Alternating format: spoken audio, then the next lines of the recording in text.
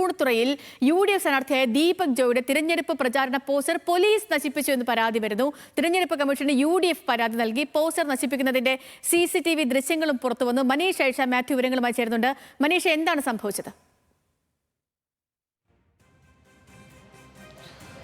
സേതു, ഇന്നലെ രാത്രിയാണ് ഈ പള്ളുരുത്തി കുമ്പളങ്ങി വഴിയിൽ മൈത്രി നഗർ ലൈനിൽ ഈ ദീപക് ജോയുടെ പോസ്റ്റർ പോലീസ് നശിപ്പിച്ചു എന്ന തരത്തിലേക്ക് ഒരു പരാതി UDFിന്റെ ഭാഗത്തുനിന്ന് വരുന്നത്. ഇതിൽ UDF പറയുന്നത് ഇങ്ങനെയാണ്: ഈ പോസ്റ്റർ ഒരു പുരയിടത്തിന്റെ സ്ഥലത്തും അതിനോടൊപ്പം തന്നെ അതിനോട് ചേർന്നുണ്ടായിരുന്ന വഴിയരികിൽ നിൽക്കുന്ന ഒരു പോസ്റ്റിലും കൂടെ ചേർത്താണ് ഈ പോസ്റ്റർ കെട്ടിയിരുന്നത്.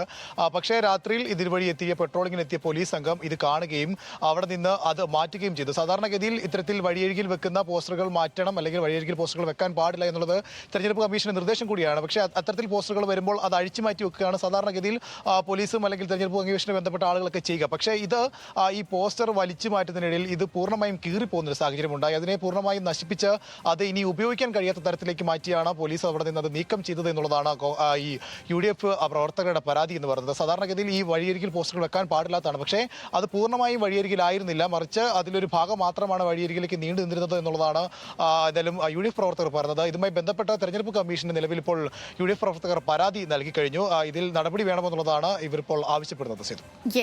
മനീഷ് ഐഷ മാത്യു ആണ് വിവരങ്ങൾ നൽകിയത്.